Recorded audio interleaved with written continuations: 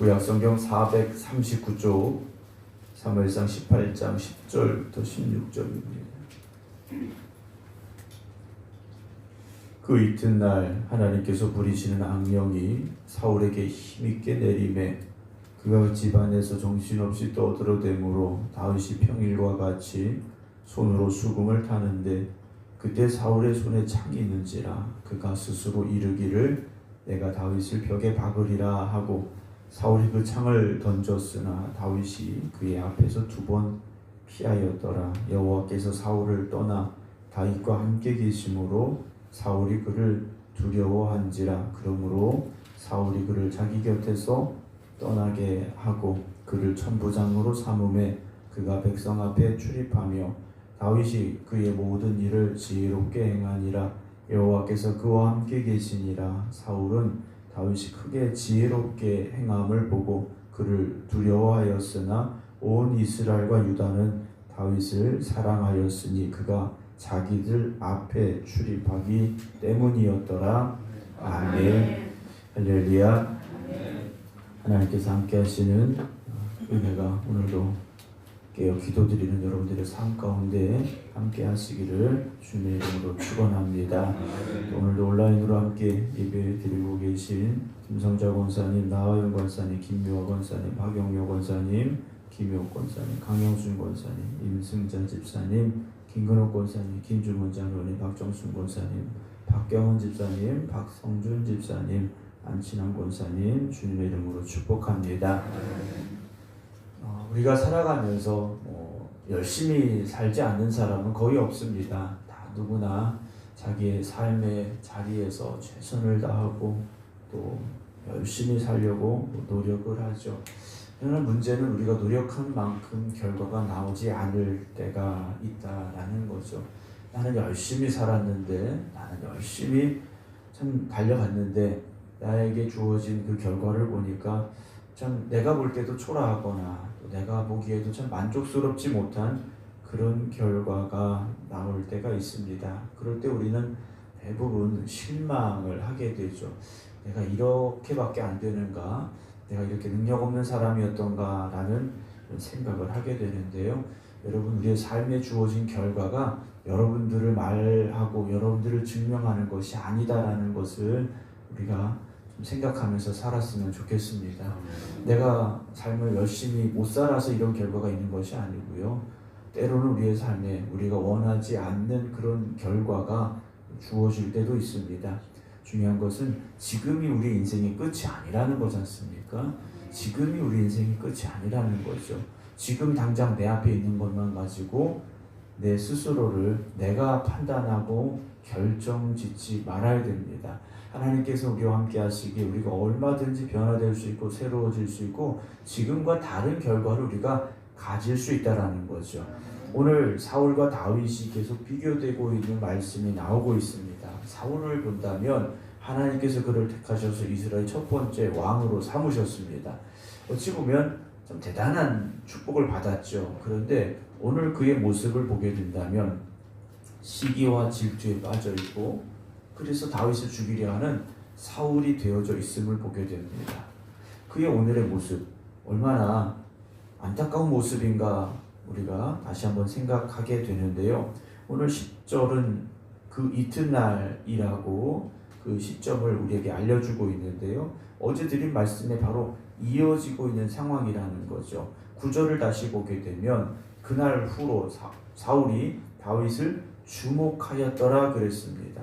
백성들이 사울이 죽인 자는 천천히요 다윗은 만만이다 라며 노래했는데 그 노래를 들은 사울이 다윗을 바라보는 눈빛이 바뀌었다라는 거죠. 다윗을 바라보는 눈빛이 바뀐 겁니다. 시기와 질투로 바뀌었습니다. 어떻게 결과가 나오느냐? 그 이튿날 하나님께서 부리시는 악령이 사울에게 힘있게 내렸다라고 되어 있습니다. 하나님께서 악한 영을 사울에게 힘있게 보내셔서 사울이 그렇게 되었는가? 그렇지 않죠. 사울의 마음이 하나님 앞에서 떠났기 때문에 악한 영이 그에게 오게 되었고 그 악한 영이 사울의 오늘 마음속에서 어떤 강력하게 역사하고 있음을 우리가 보게 되죠. 그러니까 우리가 우리의 마음에 어떤 마음을 품고 있느냐가 정말 중요합니다. 내 마음속에 온유함이 있고 화평이 있고 사랑이 있다면 악한 영이 들어와도 자리 잡을 수가 없고 역사할 수가 없습니다. 그런데 내 마음에 시기가 들어오고 질투가 들어오고 분노가 들어와 있다면 악한 영은요 거기서 오늘 사울에게 했던 것 같이 우리 안에 그렇게 역사할 수 있다라는 사실이죠. 목사님, 저도 제 마음에 분노가 있다면 악한 영이 가만히 내버려 두지 않겠죠. 우리가 우리의 마음을 조심스럽게 들여다봐야 됩니다. 오늘 내 마음속에 있는 것이 무엇인가 하는 거죠. 정말 주님의 사랑을 마음에 품고 하나님의 말씀만 의지하며 살아가고자 하는 우리의 마음인지, 아니면 세상의 그런 시기와 질투, 분노, 미움 이런 걸 가지고 살아가고 있는지 우리가 한번 돌아보아야 됩니다. 악한 영이 사울에게 이렇게 왔는데 사울이 어떻게 바뀌었습니까? 그가 집안에서 왕궁이겠죠? 정신없이 떠들어댔다라고 되어 있습니다. 무슨 말을 하는지 아마 자기도 모르게 떠들어댄 것 같습니다. 여러분, 우리의 말이요 나를 증명하지 않습니까? 물론 가끔 겉으로는 그럴듯하게 말할 수 있습니다. 그러나 우리가 누군가 1시간, 2시간, 하루 종일 이렇게 이야기를 나눠보면 그 사람의 감추어진 것까지 조금씩 보여질 때가 있습니다. 그래서 그 사람을 깊이 알려면 오랜 시간 같이 해보면 합니다. 그러니까 어떤 사람과 여행을 3박 4일, 일주일 이렇게 해보면 그 사람의 속 사람을 조금은 알 수 있게 됩니다.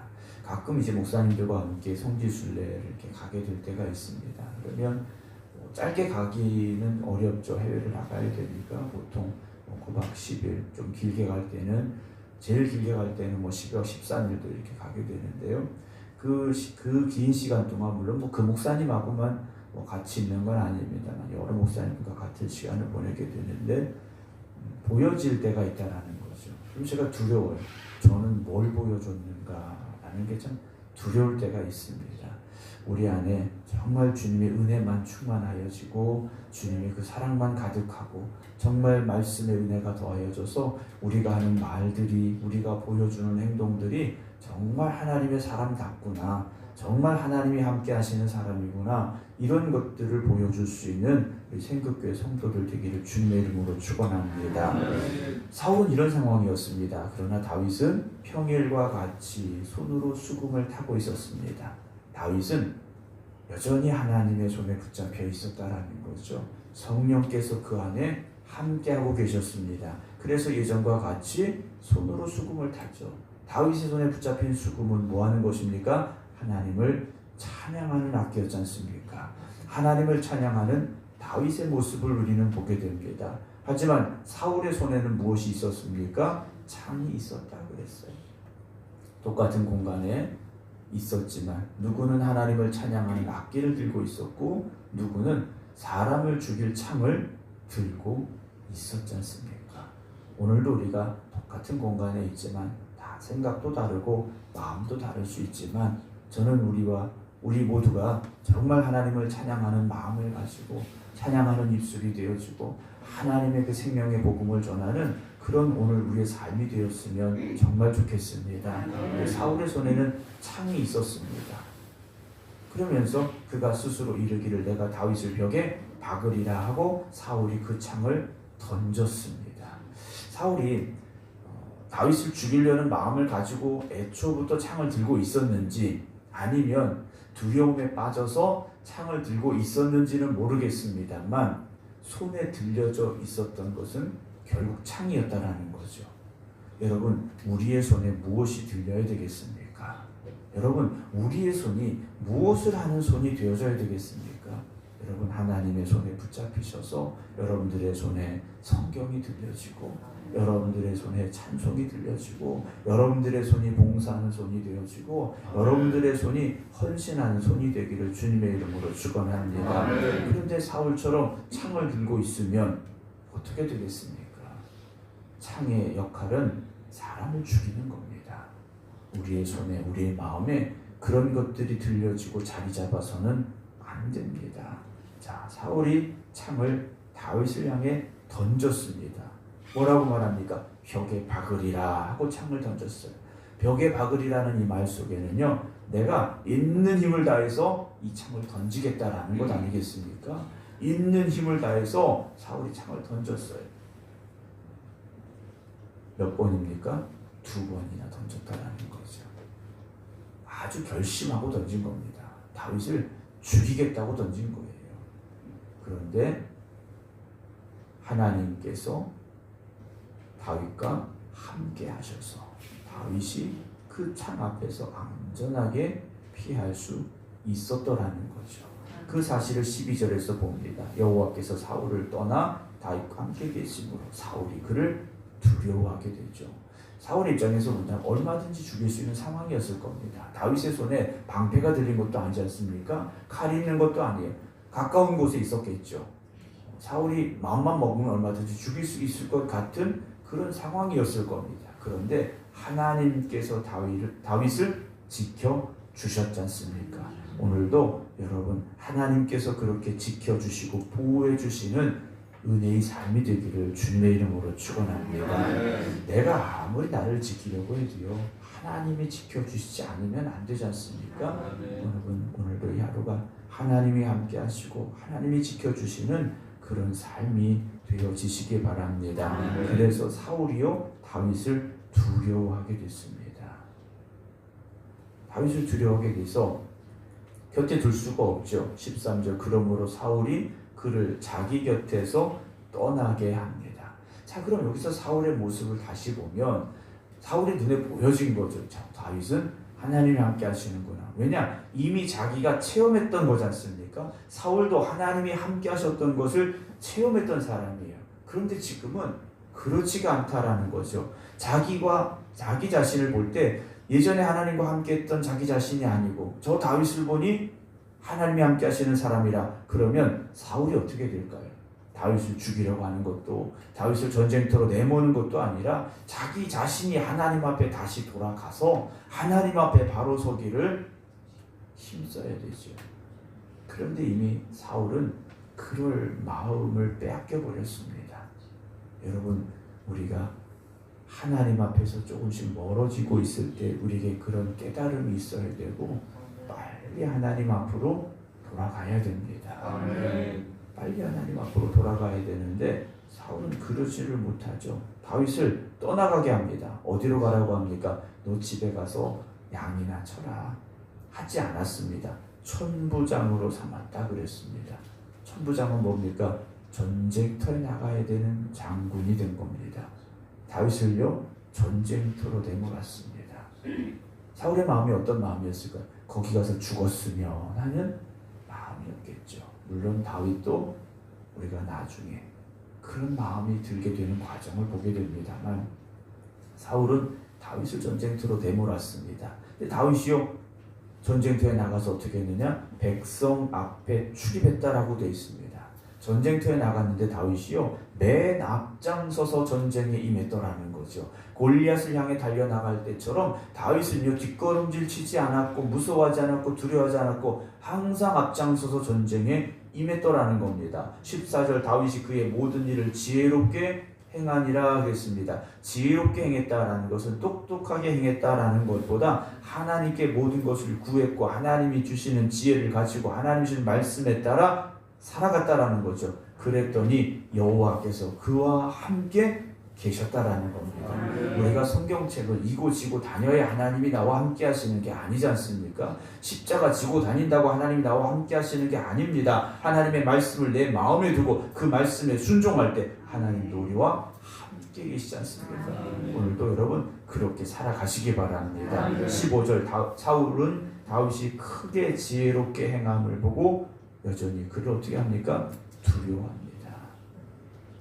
두려워요. 사울 입장에서 보면 자기가 하나님 앞에 바로 서지 못할 때 다윗이 그렇게 하나님이 함께 하셔서 전쟁터에 나가고 모든 일을 잘 감당함을 보면서 오히려 칭찬할 수 있어야 되는데 시기와 질투의 마음을 가지니까 사울의 눈에는 다윗이 미움의 대상으로밖에 보여지지 않았습니다.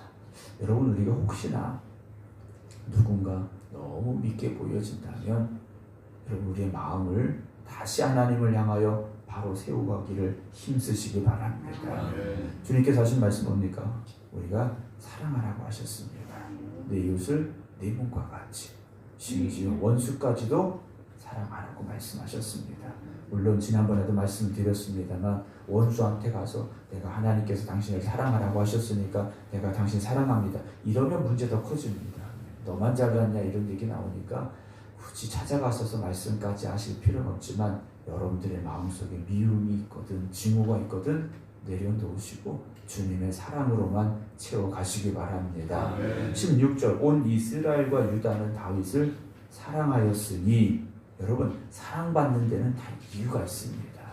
미움을 받는 데도 이유가 있겠지만 사랑받는 데도요 이유가 있어요. 다윗이 온 이스라엘과 유다로부터 사랑을 받았는데 그가 자기들 앞에 출입하였기 때문이다 라고 되어 있습니다. 다윗이 자기에게 맡겨진 자리에서 항상 열심을 다했죠. 어떤 자리입니까? 천부장의 자리였습니다. 전쟁에 나갈 때마다 다윗은 늘 앞장섰습니다. 담대하게 달려나가는 다윗의 모습이었다라는 거죠. 그래서 이스라엘 백성들이 볼 때 다윗은요 늘 똑같은 모습을 보여주고 있었습니다. 믿고 따를 만한 사람으로 보여졌고요. 하나님이 함께 하시는 사람으로 보여졌고요.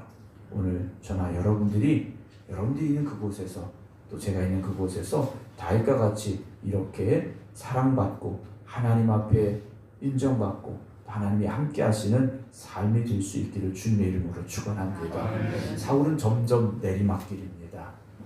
그러나 다윗은 점점 올라가고 있지 않습니까? 차이점은 다 하나입니다.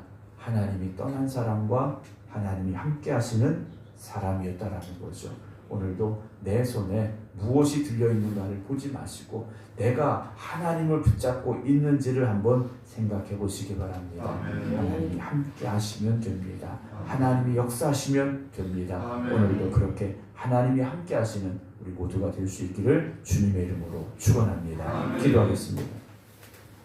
오늘도 살아계시며 천지만물을 주관하시고 역사하시는 아버지 하나님, 오늘도 우리가 창조주 되신 하나님만 바라보게 하시고 그 하나님만 의지하며 하나님의 말씀에 순종하는 저희들 되게 하여 주시옵소서. 하나님이 함께 하셨던 다윗의 모습을 보게 됩니다. 또 하나님이 떠나신 사울의 모습도 보게 됩니다. 오늘 우리가 사울과 같은 삶을 살고 있는지, 다윗과 같은 삶을 살고 있는지 깨닫게 하시고 하나님 앞에 서게 하시고 하나님의 말씀만 의지하게 하시고 말씀에 순종하며 살아갈 수 있는, 그래서 하나님의 손에 붙잡히는 저희를 되게 하여 주시옵소서. 오늘도 이 하루를 살아갑니다. 여전히 세상은 우리에게 너무나도 힘들고 어렵습니다. 그러나 하나님이 나와 함께 하시면 그 세상을 이길 줄로 믿습니다. 승리하는 저희들이 될 줄로 믿습니다. 하나님 함께하여 주시옵소서. 이제는 우리 주 예수 그리스도의 은혜와 아버지 하나님의 극진하신 사랑하심과 성령님의 감동 감화 역사하심이 하나님 함께하여 주시옵소서. 고백하며 기도드리는 모든 성도들 위해 이제부터 영원토록 함께하시기를 간절히 축원하옵나이다. 아멘.